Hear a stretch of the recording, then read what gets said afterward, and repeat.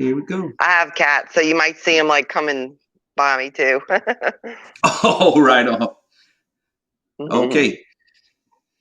Oh, all right. Hey, good evening, everybody. Welcome to another edition of Chasing the Tide, your saltwater connection on the Paddle and Fin Podcast Network. I'm your host, Dustin. Tonight, we've got special guest, April Dubroc from Louisiana. What's going on? How you doing Hello. tonight? Hello, I'm hello. doing great. You're doing great. Oh, yeah, oh, yeah. We're going to get into this show Thanks for right having here. me. And, oh, yeah, definitely. So, what's going on with April? She transitioned from the boat side of things into a kayak, and we want to kind of get her outlook on this. So I'm going to, introduce yourself to everybody and give a little backstory on, how, where you started fishing and what kind of led you into that plastic boat. All right. Well, hello, everyone. My name is Yeah. April Dubroc, and from Southeast Louisiana, born and raised. Still live here. I love it. I don't think I want to move anywhere else. We have great fishery here. Man, Louisiana marsh is awesome. Recommend anybody come down at least one time in their life to get down there and fish a wonderful marsh. But I've been fishing all my life since I was 2. Oh, My wow. dad, yeah, I loved it. I've been hooked ever since. My dad taught me the boat side of fishing, and I have my great grandfather who taught me like the pier and the pier side of fishing. So I had both introduced me in my life when I was young. But yeah, I got into it very young.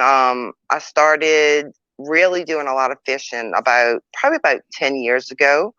I started getting into the tournament fishing a lot. So Yeah, for sure. that's really, Nothing like really some got me into competition. it. That's the Oh, I same way I am, love competition. Oh yeah, I grew It's up with fun. it It's fun. in the skateboard and surf industry, and then Okay. I'd fished my whole life and everything, and it was just always at a young age fishing some bass tournaments with clubs in Southeast Georgia. I grew up in the Golden Isles area in Southeast Georgia, so I got a little bit of an accent too sometimes, and I get Ooh. excited. They try to say, "Hey, you sound like you from Louisiana too." I say, Uh-huh. I'm from Southeast Georgia, which is East Louisiana." Oh, so Close gotta enough. have that Close southern enough. accent. Gotta have that Yeah, southern I got a good Southern accent. accent, but it's definitely not a Texas accent. But I got a little Southern drawl here and there. But I did the same There thing. you go. Started fishing at a young age, and it's just stuck with me over the years. Even though I've drifted through skateboarding and surfing and stuff, and then Okay. injuries and different things like that kind of kept me out of that. So I've grabbed a kayak and it's just the ease of access and everything that just got me on the water. So you Oh said you yeah. got into the boat scene probably a little before everything, and Yeah. then how was I that was coming up always as a it, it's been good. I don't know how I've always been like a passenger mm-hmm. on the boat. I fished with my ex-husband in a bunch of tournaments. Now I fish with hello cat. I fished with my she just like came in here and said hi for a second. But I have a female fishing partner now. I fish with her name's Melissa Larson. We do a lot of the boats. They did cancel one of our series, which the IFA, which we Right. we were Yes. in a lot. So we're trying to find some other ones that we can get into together.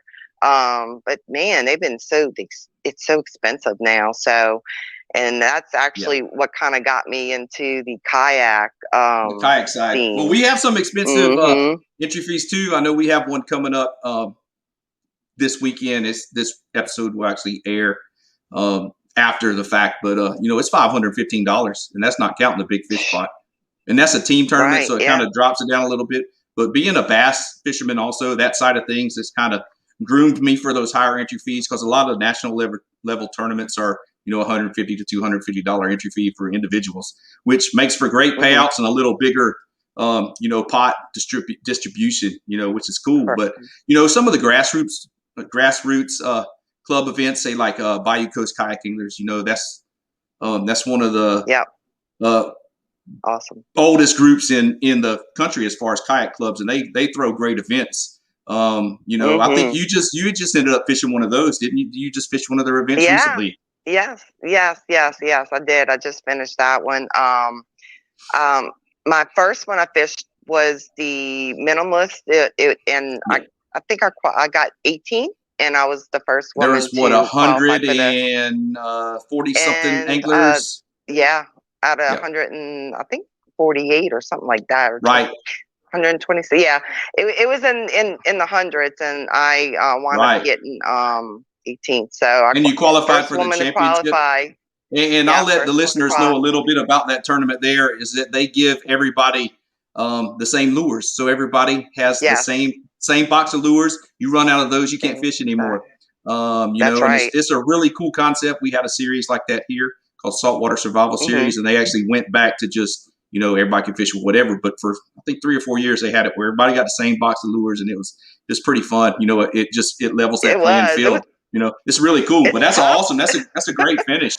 That's definitely a great Yeah, finish, man. I was very, very excited. I was very excited. And this past one I just fished, it was like a 2-day tournament. The first day is the one that really counted. It was we had to get 5 trout.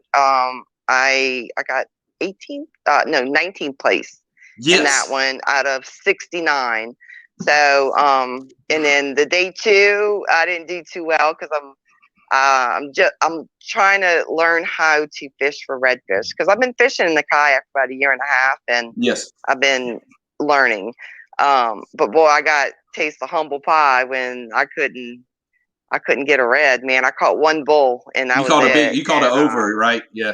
Because the I slot caught a there is big over 27, correct? 20. Yeah, it has to be under 27. 27, Under right under. 27, right.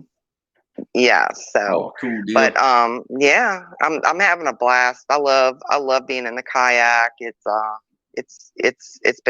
been great just learning how to transition from both. And pretty Yeah. much I am everything. I'm the boat captain in a Yeah. kayak. That's the big thing. Like I was spoiled on the boat, because Right. my fishing partner Melissa, she does the trolling motor and She does the drives. boat, Yeah. Does everything. She everything. drives. My Yeah. job is to pretty much catch the fish, and I was spoiled. I'm like, girl, You're spoiled. I took you for granted, like seriously, Hmm. just with all the work coming, all the work you have to do when it comes to a kayak. So, Right. but And like we talked pre-show a little bit and wanted to get into these things for some newer anglers might want to jump into the competitive side of kayak fishing. And the cool thing is with me is that I see a lot more lady anglers getting into it. We have a kayak fishing group here in Texas, and it's a couples page. It's a couples group, couples kayak fishing, Texas, and they have I think we have 38 lady anglers signed up for. It was a monthly challenge for the month of March. 3 redfish, 3 oh, trout, nice. and there's ladies with 140 something inches. Like, I think our big trout is Wow. 26 and a half. We have a 29-inch red. That's the bull red winner for the weekend. I mean, Awesome. there's a lot of stuff Okay. going on that's really cool. And it's cool to see that and to see the involvement and everybody coming on board, So, and then, what I really wanted Okay. to get into was, being you came from the boat side, you Yes. got 250 or 300 horses back there kicking you along, and Right. in the kayak you really have to plan your tournament day out because time management comes into play, and being able to make it back to the weigh-in Exactly. in time. If you have to do that, if you have to weigh live fish, or Mhm. organization, you don't have as much room on a kayak as you do a boat. So definitely having things within hand's reach just plays Exactly. a big part in being efficient on the water, and then having a great kayak that you Definitely. can cover water in, because covering water is a big thing too. So Oh let the yeah. listeners know, somebody that's out there new, what did you how did you transition into that, to like you got a lot less time, trying to fish because you have to make your runs and all that, you got anything you want to share with Yeah. anybody? Mainly the thing is, well, of course, time on the water is Right. key to finding fish. But yeah, you definitely you have less opportunity to cover more water in a kayak than a boat. So you have to plan your day out accordingly. Like you want to hit certain spots, and you have to just make sure that you have enough time during the day to get from A to B. Um, but when I'm scouting, I like to just cover certain areas at certain time. But just mainly, I mean, just like just wondering like if this area. Oh, I lost your audio right there. Oh, we lost the audio. Oh, Sorry about that. oh yeah, it's all But good. We'll yeah, well, it'll come around. There you go. okay. Hold on, sorry. Stay in my ear. Keeps popping out on me. Oh yeah, it's all good. Can you hear me? Yeah, yes, ma'am. We still Okay. got you. We still got you loud and Okay. clear. Yes. All right. Yeah, we gotta like you were saying, the time on the water, especially pre-planning for tournaments and everything, that's a big key. And to only be doing it as a year and a half, you've made a good transition over. You had a lot of Yeah, I'm solid trying to anglers in that learn. in that in that minimalist challenge. You had a lot of solid anglers show up to that and be able to Oh hang in yeah. that top 20 out of that's awesome. Awesome, Thank awesome. you. But the big difference is I guess I'm so low on the water in the kayak, trying to Hmm. adjust the way I fish. Right. Um, when I'm on a sight stand, when I'm fishing, I can see everything. So Hmm. I had to adjust the way I fish with that, especially casting. Hmm. I noticed I had to adjust my cast a lot Yes. too. That was a big key to learn. But Right, other because than y'all that, do a lot of just sight fishing for redfish in Louisiana. You are looking for yes, active fish cruising, and it's not always birds running down the bank following a little school like it is over here with me sometimes, or okay, a lot of blind casting in just high percentage places, ambush points and stuff like that. I do a lot of that too. If I'm not on some grass flats with sand pockets and stuff, I'm just kind of targeting that and just looking for active fish.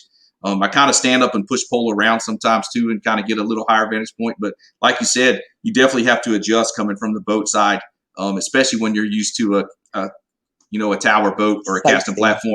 Yep, Oh yeah, definitely, it's definitely. like it's definitely a different world. But I'm just starting to get used to standing up and Hmm. fishing and stuff. So trying to get my balance and like when I first thought of a kayak, I'm like I'm a flip.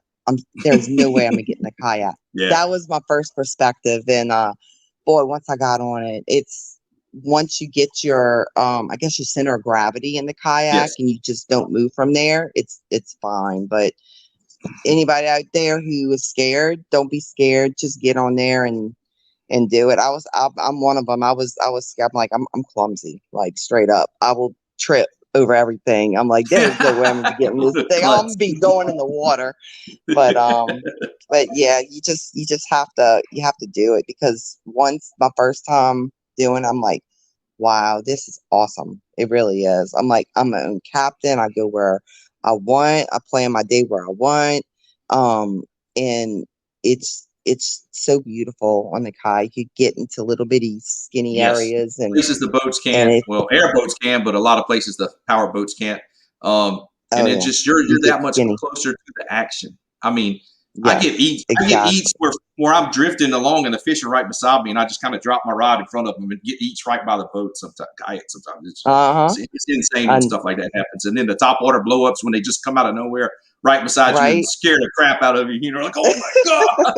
I had a couple of those this morning on some. I got on some pretty good trout this morning. Or dolphins, they Yeah, come up right on you and they bump you kayak. I'm like, oh Lord, please don't tip me over. yeah, yeah, It's yep, awesome, yep.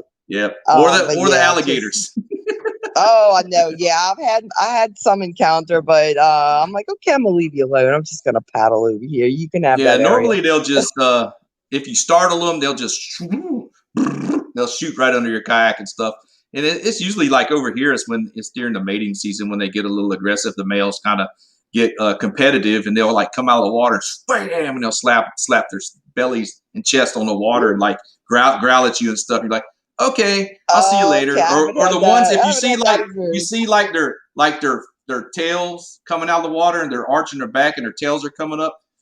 just keep moving. get away. Oh, those are going to be Oh yeah. aggressive on you. They're going to try to charge you and stuff. So, being a bass fisherman too, and then some of the back bayous and stuff I fish, I'm used to being around them. So, I mean, the Gotcha. ones that are small, they'll try to eat your frogs and try to eat your top waters all the time. It's always like, Oh, this is like a keep away I game. respect them. They're kind of crazy sometimes. Yeah, I do too. Right. I'm I like, good. definitely Hey, this respect is them and their I keep away. environment also. Oh yeah. It is. It's true. We are in their area, and then I always remember that. Yeah, I'm like, okay, you can have this spot. I'll go find you another can one. have it. I go find another one. Well, what? Uh-huh. So transitioning to the kayak, what became your favorite species, or what has been your favorite species to fish for, targeting off the The kayak so kayak, far? well, it was red. I love catching redfish, but in the kayak, um, the trout, I find I'm doing better with the trout right now. So I'm Yeah, guessing trout right now is my favorite. yeah. But actually this weekend I'm gonna really be going out with somebody that helped teach me Hmm. uh how to do the red fishing part, because Yeah, that's something I really haven't done yet and I need to learn very fast. yeah. um Jump on in. But so yeah, that's me. especially with me being in the championship coming up, I need Yeah. to learn how to do it right. Like, and I'm excited. I can't wait, because And what part of that's one thing I Louisiana are you do. in? Like around I I live in like Destrehan, so I'm Destrehan? kind of like in the I'm kind of close to Homa, Homa. Okay. Delacroix. I fish Okay. all those areas. I've been I pretty much where I'm fishing is where there's a tournament. I'm scouting. Right. You go I'm scout looking and for look. fish. Yeah, that's But how it is. I'm usually this time of year, like starting back in November and coming through to March, April, I'm usually targeting like trophy size trout. That's my thing to do. So hmm if I'm catching redfish, they're bycatch usually. So I enter some online tournaments here and there, and I will. I don't know if you've heard, of kayak bass fishing. It was they started the online thing many years ago with the monthly challenges and everything, and then they got a redfish series for a couple of years, and then it got converted to the kayak saltwater series, and okay, their redfish national championship is in Gulf Shores the past two or last year, and it'll be there again in this year. And you qualify okay. through a monthly challenge series, and there's a couple Louisiana guys that does some good stuff.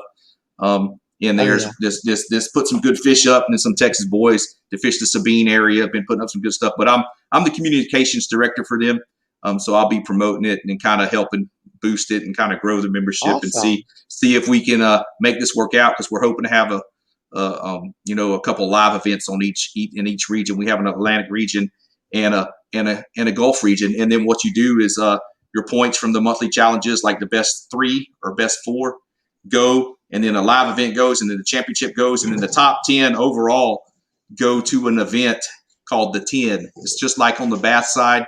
There's a $10,000 first place prize, and you go and fish Oh, with 10 other nice. people for a championship called the 10, which is pretty cool. We're trying to That is cool. boost the membership. It is something else since the IFA isn't around anymore. Their boat series, they also had a kayak division, but I always felt like we were in the back seat and the boats were featured, but the kayaks were kind of pushed aside. So Right. I was really hoping that would come about and work better. But there's some other series popping up everywhere. Like you said, the Bayou Coast puts on great events. I've always wanted to try to come over and fish the Minimalist Challenge and some of the other stuff they have. But on top of chasing bass tournaments and everything else, it's usually my vacations burn up pretty quick. And Oh, I but I'm bet. gonna make it over there one day. I've had Sean Rastanis. I can't say his last name. I've had him on the show a couple of times, and Okay. talked about some stuff when they were going to do Fall and Tide um, last year. Last year, right Okay. before COVID, and then COVID happened and it messed everything all up. So Oh yeah. because it was going to be a Hobie Worlds qualifier and all that, so I'm really hoping that event kicks back off, because that was going to be a great event too, and they look like they put on a mighty fine tournament. So I'm stoked to hopefully make it over there. But Oh, definitely. you said speckled trout, and that just that hits me, because that's my favorite fish to target too. So Yeah, they it is your fun. techniques you're using over there. Um, what are you doing to find them? What kind of water are you fishing this type of year? How are you going about, scouting for the trout? Don't give away too much. I won't give Well, away no secret areas or nothing, but just the basic, right. what you're looking for and what you're throwing to them. Well, the basic thing, I look for clean moving water. I Mm-hmm. try to fish, wherever the water's moving around points. I Mm-hmm. try to target that area first because that's where the bait's going to be coming through, and that's where usually the trout are to ambush the bait. Yes. So that's one thing I look for. If the water doesn't look good and there's no movement, I'll move. I'll go look. Keep moving. Yeah. I have a 5 cast rule. I make Yeah. 5 casts. If I don't get a bite, I leave. Yeah. You cannot just stay in one area. You have to move. No, you got to cover. You got to cover water. You I got to. repeat that multiple times, and the same thing. Moving water, just like you say, moving water around points and that choke point, that ambush point, just like you said, that's key. Trout are opportunistic feeders. They're going to sit somewhere and kind of hide That's out of that right. current and wait for something to come by and smash them. So you got it One on the point right there. I've been chasing trout a one thing. long time, and you That's definitely picked right. up on that. Yep. Yep. One thing I can add right now: the trout are 2 foot. They are at They're 2 foot shallow. right now. Yeah. Yep. They're Yep. shallow. They moved on That's up. just for right Yep. now. In the winter, of course, they go deep. Mm-hmm. But right now, I've been trying to look for 2 foot of water, and Yep. usually, if you find that perfect depth, you'll Mm-hmm. you'll you'll find them. Yeah, and then usually you can But yeah, repeat that pattern in other areas as long as you find that same depth and kind of same current movement and stuff. And if there's fish in yep, that area, they'll be holding on that same kind of depth and stuff also, which is pretty cool. You throw in a lot of yep. the top waters. You throw a lot of spooks and I do skitter some walks top or stuff. water. Yeah. Actually, my favorite is a 1/4 ounce jig with a matrix shad ultraviolet. That's Oh, like my okay. go-to. That's your jam. I'm Is that more matrix of a shad?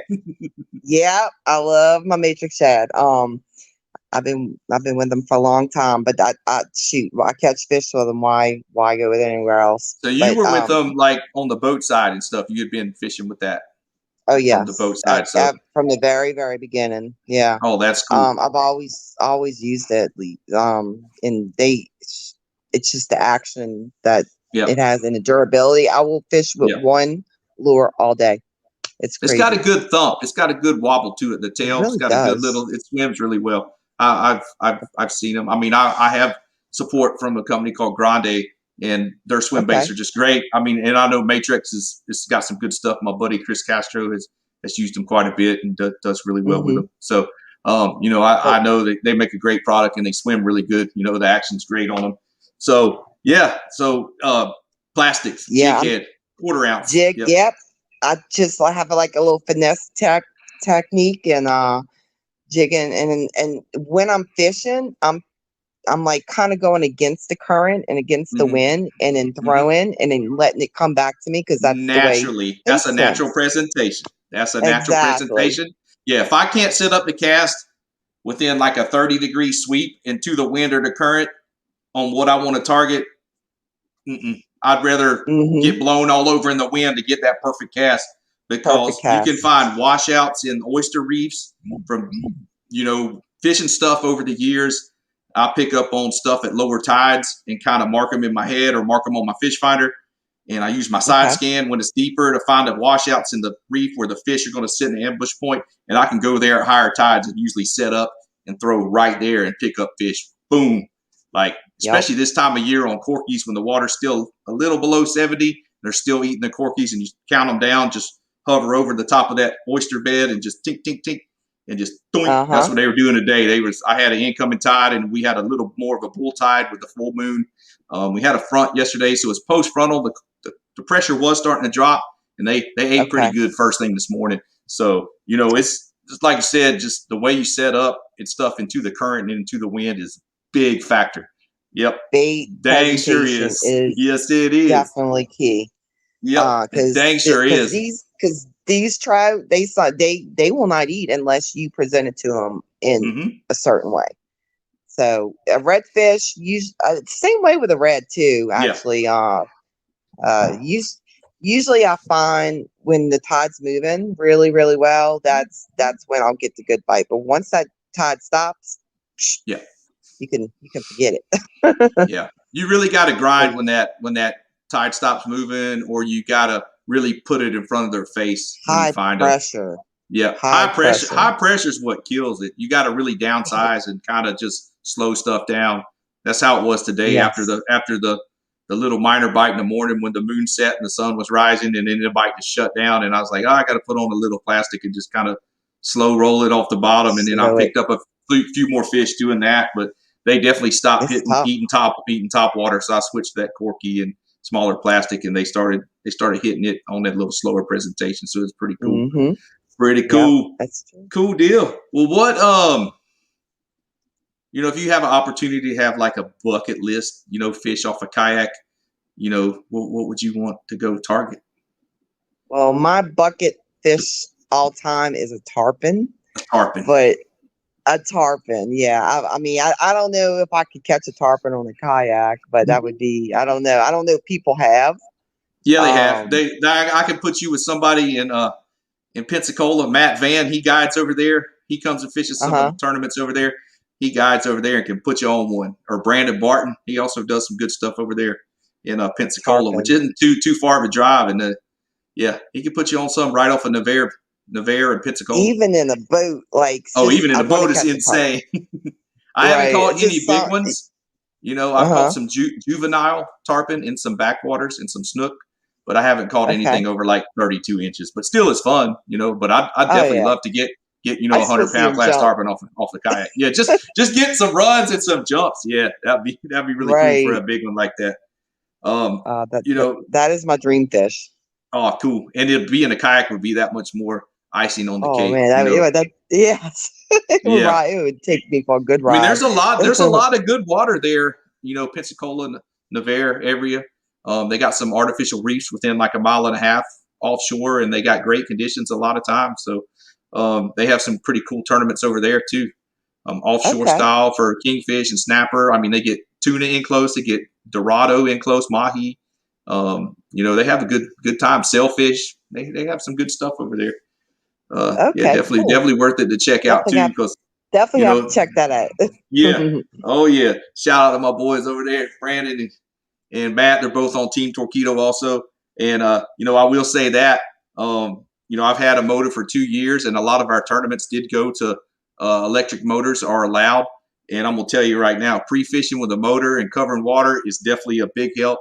Some people don't agree with it, but hey, if they allow it, I'm all over it. Just like the bass side has allowed motors for a long time. So I'm really glad to see the saltwater side jump on board.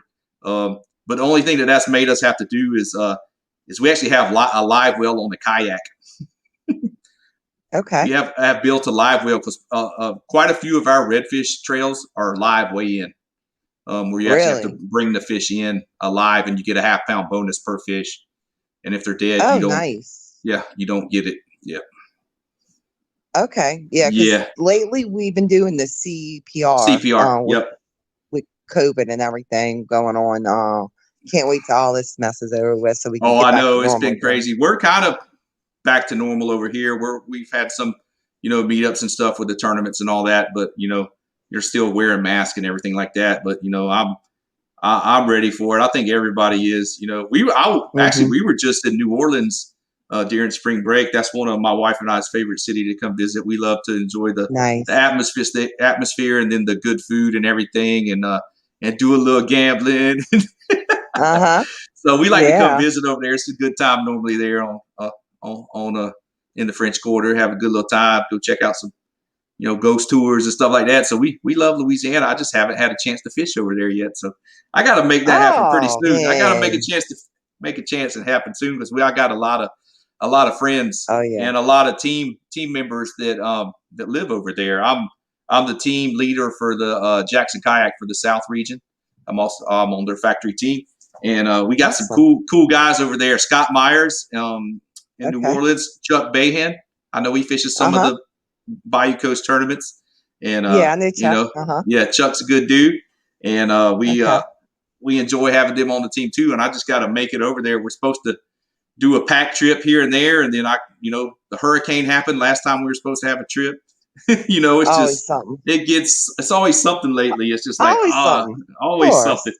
course. Well, every show, I don't want to get too far off topic. We just start rambling on. It's all good though. Right? But every show, I like to ask everybody.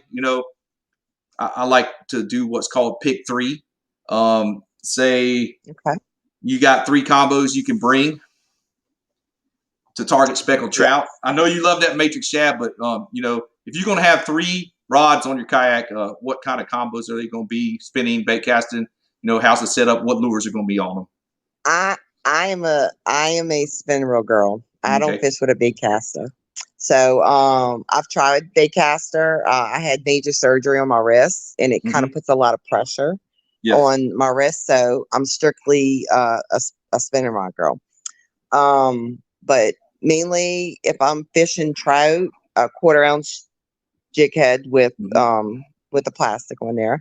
I like and then we also have I like to do the top water. Especially when it's really, really calm. And for redfish, also I like to fish with a weedless with a matrix shad crawl. The crawl. I like to use that. And then Hall's HD spinner bait too. I use it's inline spinner. Oh yes, I make my own. You do? Yep. Okay. Yeah, I've made my own with Colorado blades. Yep. Those are really cool. Yes. It's a weedless presentation. It's a weedless presentation with the inline spinner. Yeah, those are great. And I transition a lot of bass lures. I really like, if they're far up with the super high tides in the grass, I'll throw a hollow body frog in a bone color up there and crush them. They will crush that thing. And also like chatterbaits, because chatterbaits come through grass really well, like hydrilla and milfoil and all that on the bass side. So I said, why couldn't I use this on the redfish side? And they do. Actually, Z-Man makes a diesel. Redfish smoke them. And then wake baits. I love wake baits around structure. I don't really like fishing them in open water. I like them around structure and grass lines, or like little bit of riprap in the water or something, and crankbaits. I became a firm believer in throwing small square bill crankbaits for redfish in Gulf Shores, Alabama, because I had 6 reds over 30 inches in 2 days over there, which wasn't the size I needed for the tournament, but good gosh, I think I had one. It had to be 47 or 48 inches. It's my profile picture on Facebook. If anybody knows me, they know that fish came on a little bitty 2-inch, Bicky Smalls river to sea crank, little bitty square bill on 15-pound braid with 15-pound fluoro. Wow, that's amazing! Yeah, you got him on a that's little awesome. 6'9" medium power, extra fast Waterloo How long HP did it slam take mag. you to get that fish in? I actually got it in about 7 minutes. That's yeah, it didn't take a lot. I had him thumbed down on him and got him in. I had him hooked really well, but that was the biggest one of the trip. But I had one that was 35, just crushed a Spook Junior over some old stump fields, and it was just a blast. Oh my gosh. Yeah. Wow. And that was insane. That area, I really like that area. I'm excited to go back there. Oh yeah, pick 3. I could talk about lures and setups all day myself. We're just talking about fisheries and this and that. Have you traveled anywhere else for tournaments or anything, even before on the boat side? Have you gotten out of Louisiana waters any? No, I mean, not. No, I fished Florida maybe one time in the boat, but I'm not really fishing. I'm mainly just fish Louisiana. Yeah. But I would like to do. I would like to go to Florida more. I do want to go to Texas and catch a really big trout, because I see the big ones y'all have over there. Yeah. Definitely want to get there and do that one at least once. See if I could break away with my crazy hectic schedule. What's your PB trout so far? What in the kayak? What's your personal best on the trout side? I caught it last year. I think it was like 2022. Oh, cool deal. There, y'all get some grown ones over there too. They'll pop up here and there, but y'all do have a good bit of, y'all got a good bit of fishing pressure too, just like us. And then y'all's limit is a little higher, and the size limit I think is a 12 inches is what it has 12 to be. inches. So ours, we had a pretty significant fish kills in localized areas after our freeze, and I know south of the JFK Causeway and Corpus Christi, they have an emergency order going into effect April 1st, where you can only keep 3 fish between 17 and 23. Wow, It really? used to be 5 between 15 and 25 inches. You could have 1 over 25, but now you can only have 3 17 between 23, because I mean it was actually hit pretty hard. I mean I can see a little bit of a difference in some of the fish over here in my area. Also, I'm a little further north in like the mid coast area more, but Okay. I'm still catching some good numbers. I still caught some. I think I had 4 over 20 inches today. Nothing really big. I pulled off Oh, a couple good ones, but it's just time will tell. After the next spawn, and then we'll come around and see what happens. I know the redfish fared a little better in our areas, and little areas with deeper water felt where, but we are known for a pretty good big one. trout fishing for down around Baffin and Port Mansfield and all that. I always enjoy getting down there. I mean, I got some areas up here, but there's just nothing that compares with that stuff down south. Sometimes you can Right? get on the big ones and just set up right on them. So, it's I just would insane to get love down there. I would love to catch a big one like y'all catch in Texas, seriously, because I, I've I still haven't cracked studied. 30 inches, but I've had, many 29 and 29 and a halves that are freaking, Wow, giant. They're big, fat. that's insane how Yeah. big they get over there. That is There's crazy. some giants around, and it just sometimes when you're throwing the top water and they just, they just explode on it and their heads so pop, pop. It just look like you threw a brick in the water. It's like just blow up everywhere. It's just like, it just gets my heart Boy, racing so much. It gets me straight excited. adrenaline rush Yeah. right there. It just gets me excited even talking about it. And even the redfish too. I mean, you see like shrimp jumping everywhere in the grass, and the birds are playing Uh-huh. hot. The birds are playing hopscotch. That's what I call it, when they're all jumping over each other chasing the shrimp. And then the redfish, you just Right. see them. You hear it sounds like a toilet flushing. That's what I say. You hear that toilet flushing? Uh-huh. And it's like, oh, there he is right there. Fired in there and Yep. just jack him up. But, I know you said earlier about the crawfish imitation. And Mm-hmm. a lot of y'all Texas anglers out there, if you ain't sight fishing with that, Shoot. you sleeping on Crawfish, something that they you sleeping on something you need to wake up on. tell you, yeah, they love that craw. Yes. I've even caught monster. Actually, last year I was Big black drum on it fishing with a too. craw. I caught a big old trout. Oh, big trout too. Um, Oh, dang. big trout. Yeah, I caught like two or three trout on the crawfish. I was trying to fish Mm-hmm. for reds. I'm like, what are you doing eating this? But I mean, I guess it's the time of year. Yep. I did, which around this time is when I did catch them. Yep. Which I'll be going to that secret You go spot to that secret very spot. soon. Yep. Oh And a yeah, lot of our fish, I got it. the trout move up in the like brackish water estuaries, because it has some deeper water for them to get out of the cold. And Mm-hmm. I know they probably do that there. They probably move up into the bayous a little further, get away from the islands, and they're coming up in there to find a little deeper passes and stuff. So I could see the crawl working on them too. But yeah, I love that crawl with the weedless hook. Actually, We listen. Gambler makes one with a little blade, but also there's a company out of Louisiana called Lazy Man Hooks that makes. It's got a Okay. little bitty willow leaf Little blade spinner. attached to the hook, and it's weedless. Gambler makes Oh, one called that nice. does it, and then Lazy Man makes one, and it's got a belly weighted hook with a little bitty, you know, willow leaf blade, either gold or silver, that's hammered, and it gives that extra flash, and it kind of silts up off the bottom, because the way the action of those, it just looks like a little crawfish or a crab. I mean, so the Wow. redfish just go stupid over them. They do. Okay. If I'm you gonna, I'm get gonna it have to near think redfish, about they're that. yeah. Lazy Man out of Oh yeah, Louisiana makes them, and then they're gonna Gambler. crush it.